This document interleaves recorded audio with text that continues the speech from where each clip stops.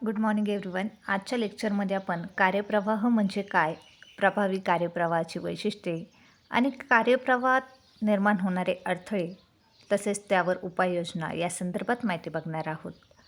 सुरुवातीला कार्यप्रवाह म्हणजे काय त्याची व्याख्या बघूया.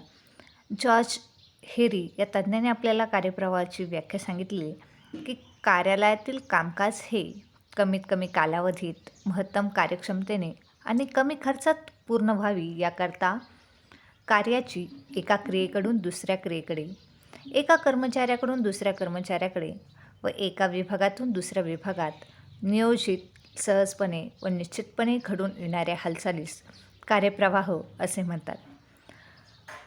कार्यालयीन कार्यप्रवाह हा सातत्याने चालणारा असेल तर त्यामुळे कार्यालयात होणारा जो काही खर्च आहे त्या खर्चात बचत करता येते, तसेच कामकाज कार्यक्षमतेने देखील पूर्ण करता येते. त्यामुळे कार्यप्रवाह सातत्याने सुरू राहील यासाठी कार्यालयाने वेगवेगळ्या प्रकारचे प्रयत्न करणे आवश्यक असते.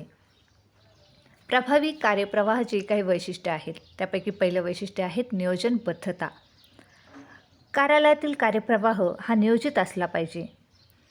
कार्यप्रवाह हा जर नियोजित असेल तर क्रियांची होणारी पुनरावृत्ती त्या ठिकाणी टाळता येते. तसेच वेळ, श्रम आणि साधनांचा अपव्यय न होता परिणामकारकपणे कार्य पूर्ण करणे त्या ठिकाणी शक्य होते. दुसरं वैशिष्ट्य आहे नियमितपणा. कार्यप्रवाहात नियमितपणा असणे आवश्यक असते.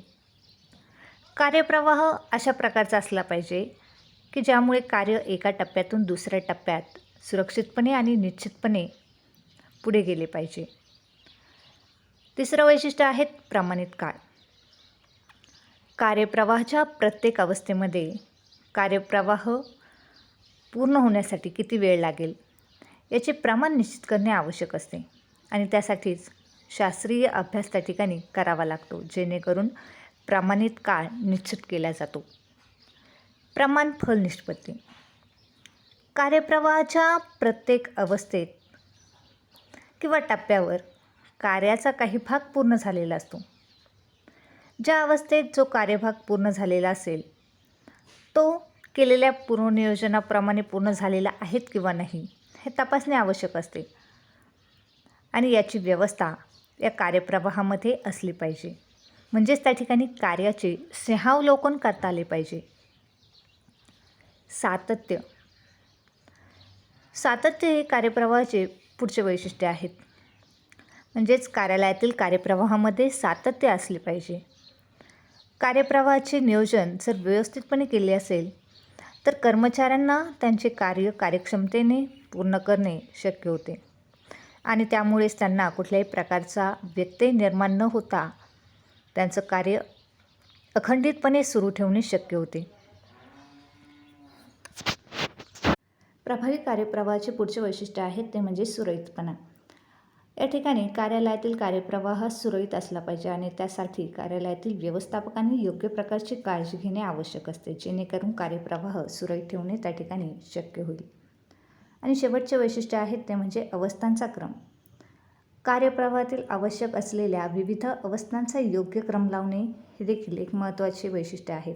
या ठिकाणी ज्या अवस्था आहेत त्या अवस्थांची क्रमवारी लावत असताना शास्त्रीय पद्धतीने आणि विचारपूर्वक ती क्रमवारी लावावी लागते, जेणेकरून कुठल्याही प्रकारचा अडथळा त्या ठिकाणी निर्माण होणार नाही. कार्यप्रवाहामध्ये वेगवेगळ्या कारणांमुळे अडथळे निर्माण होत असतात. म्हणजे कार्यप्रवाहात व्यत्यय निर्माण करण्यासाठी जे घटक कारणीभूत असतात आपण त्या संदर्भात माहिती बघणार आहोत. त्यापैकी पहिला घटक आहेत बहिर्गत अडथळे.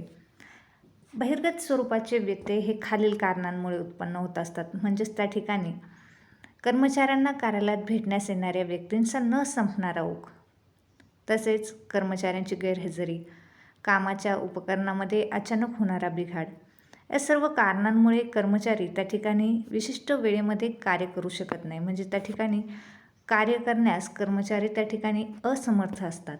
त्याचबरोबर खंडित वीज पुरवठा असेल, आवाज, गोंगाट या सर्व कारणांमुळे त्या ठिकाणी कार्यप्रवाह हा विस्कळीत होत असतो. त्याचबरोबर काही अंतर्गत अडथळ्यांचा देखील त्या ठिकाणी समावेश होत असतो. अंतर्गत अडथळ्यांमध्ये खालील कारणांमुळे अडथळे निर्माण होत असतात. त्यापैकी पहिले घटक आहेत तो म्हणजे कार्यालयाची दोषपूर्ण अंतर्गत रचना. कार्यालयाची अंतर्गत रचना कशी असावी या संदर्भामध्ये आपण मागील लेक्चरमध्ये माहिती बघितली होती की कार्यालयाची अंतर्गत रचना ही गोलाकार असो, चौकोनी असो, त्रिकोणी असो, कशाही प्रकारची असली तरी चालते. फक्त ती त्या ठिकाणी कार्य पूर्ण करण्यासाठी लागणारा वेळ कमी करेल अशा प्रकारची असावी. परंतु या अंतर्गत रचनेमध्ये जर दोष असेल तर त्या ठिकाणी कार्य पूर्ण करण्यासाठी जास्त वेळ लागतो. वेगवेगळ्या प्रकारच्या अडचणी त्या ठिकाणी निर्माण होत असतात आणि त्यामुळे कार्यप्रवाह हा खंडित होत असतो. दुसरा घटक आहे तो म्हणजे कार्यनियोजन व कार्यवेळापत्रकाचा अभाव.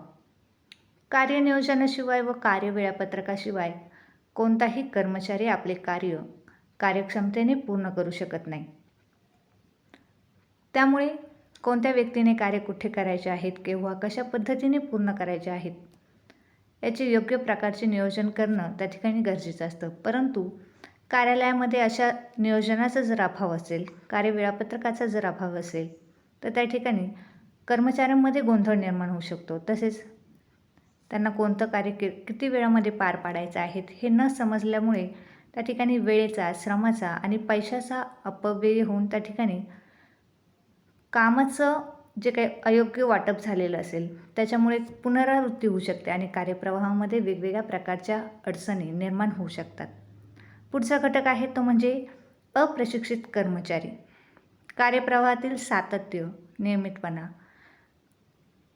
यासाठी याच्यातील एक कार्य बिघडवणारी एक महत्त्वाची बाब म्हणजे त्या ठिकाणी कार्यालयातील अकुशल आणि अप्रशिक्षित कर्मचारी. कर्मचाऱ्यांना जर योग्य प्रकारचे ज्ञान नसेल तर त्या कार्यालयातील क्रिया ठराविक मुदतीत पूर्ण करू शकत नाही आणि त्यामुळे त्यांना जे कार्य सोपवलेले आहेत ते कार्य करत असताना त्यामध्ये अनेक प्रकारच्या चुका होऊ शकतात. पुढचा अडथळा आहे तो म्हणजे प्रमाणांचा अभाव.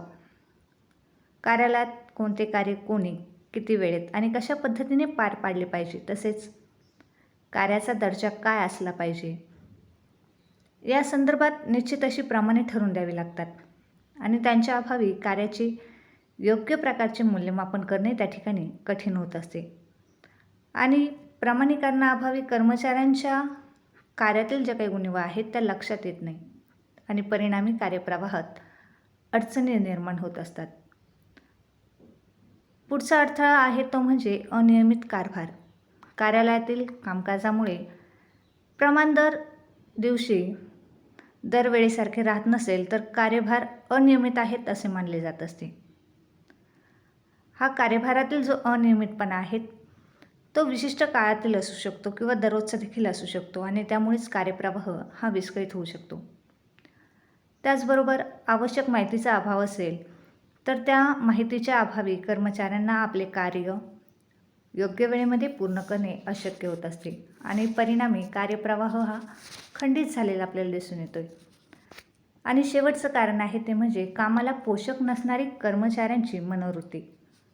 कार्यालयातील कार्यप्रवाहात अडथळे निर्माण होण्यास बरेचदा कर्मचाऱ्यांची मनोवृत्ती देखील त्या ठिकाणी कारणीभूत ठरते. म्हणजेच मंदगतीने काम करणे, एखाद्या कार्यात रुची न दाखवणे या प्रकारची जी काही कारणं आहेत त्यामुळे कार्य पूर्ण होण्यास विलंब लागतो आणि त्याचबरोबर कार्यप्रवाह या सर्व कारणांमुळे अखंडित देखील चालू ठेवणे अशक्य होतं. कार्यप्रवाहात ज्या अडचणी निर्माण होत असतात त्या अडचणी दूर करण्याचे काही मार्ग आहेत ते आपण बघणार आहोत. त्यापैकी पहिला मार्ग आहे की कर्मचाऱ्यांवर सोपवण्यात येणाऱ्या कार्याचे काळजीपूर्वक नियोजन करून त्याचे योग्य त्या पद्धतीने प्रमाणीकरण करावे व एकाच श्रेणीच्या सर्व कर्मचाऱ्यांकडे सारखेच काम सोपवावे. दुसरा उपाय आहे तो म्हणजे जेव्हा कार्यालयातील कामाचा भार हा वाढलेला असेल तेव्हा त्या ठिकाणी जास्त कर्मचारी नेमण्याची आवश्यकता असेल. अशा वेळेस कार्यालयाने जादा कर्मचारी नेमण्याची त्या ठिकाणी व्यवस्था करावी. तसेच कर्मचाऱ्यांना प्रशिक्षण नसेल, योग्य प्रकारची कौशल्य नसेल तर त्या ठिकाणी कार्यप्रवाह हा खंडित होत असल्यास त्यांना आवश्यक ते ज्ञान मिळवून देण्यासाठी कार्यालयाने प्रशिक्षण देण्याची व्यवस्था करणे आवश्यक आहे.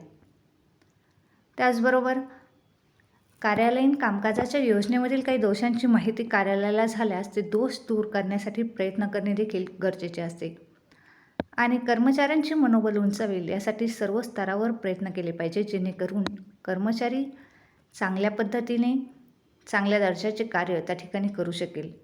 आणि ज्या बहिर्गत कारणांमुळे कार्यप्रवाह खंडित होतो ती कारणे शोधून त्या कारणांचे निराकरण करण्यासाठी योग्य त्या प्रकारचे उपाय योजावे लागतात, जेणेकरून व्यवस्थापनाने योग्य प्रकारचे जर उपाय त्या ठिकाणी योजलेले असेल तर कार्यप्रवाहाच्या अडचणी निर्माण होतात त्या अडचणी दूर करणे शक्य होते.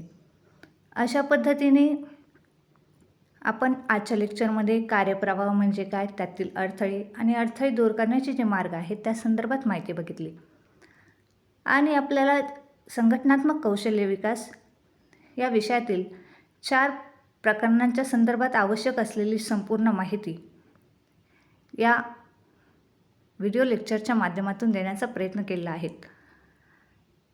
संघटनात्मक कौशल्य विकास या विषयामध्ये आपण 4 प्रकरणांचा अभ्यास केलेला आहे आणि आपला या सेमिस्टर फर्स्टसाठी असलेला सर्व सिलेबस पूर्ण झालेला आहे.